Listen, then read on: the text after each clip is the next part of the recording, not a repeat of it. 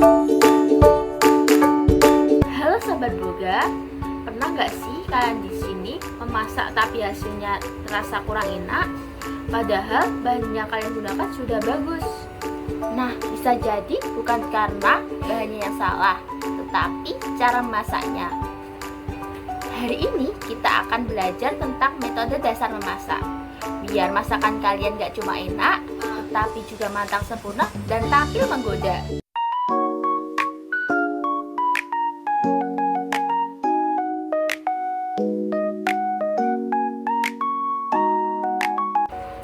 Apa sih sebenarnya memasak itu? Memasak adalah cara mengolah bahan makanan dengan menggunakan panas. Bisa dari air, udara, ataupun minyak. Apa aja sih tujuan memasak itu? Yang pertama, untuk membuat makanan aman dikonsumsi. Yang kedua, supaya rasanya lebih enak, teksturnya pas dan tampilannya menarik.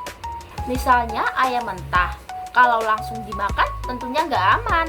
Tapi setelah digoreng atau dipanggang, selain matang, aromanya juga bikin lapar. Sekarang kita akan membahas metode pertama, yaitu teknik panas basah. Disebut begitu karena menggunakan air atau cairan sebagai media penghantar panas.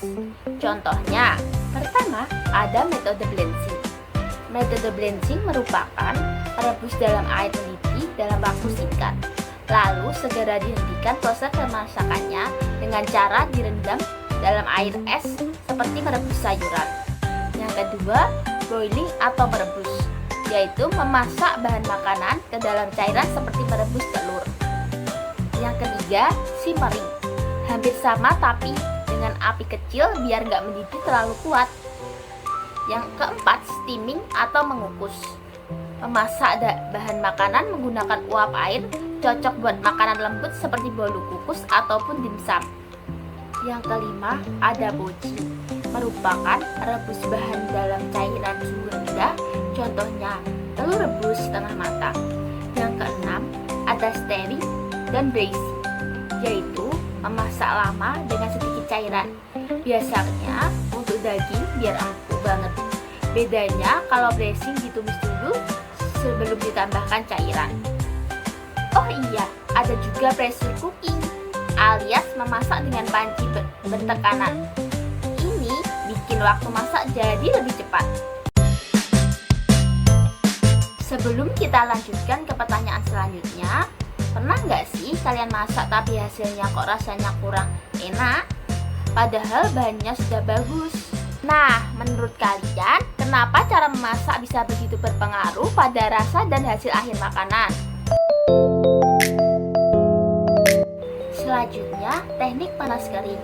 Kalau yang tadi menggunakan air, yang ini pakai udara panas atau minyak sedikit. Contohnya, baking atau memanggang, misalnya roti atau kue. Yang kedua, grilling, memanggang langsung, seperti sate ataupun steak. Yang ketiga, ada roasting, mirip grilling tapi biasanya di oven. Yang keempat, ada sautening atau menumis, pakai sedikit minyak. Contohnya saat bikin capcay.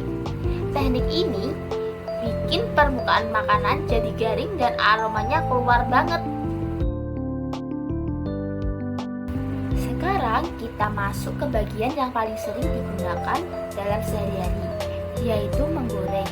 Dalam proses ini, panas bisa berbeda secara konveksi dan juga konduksi.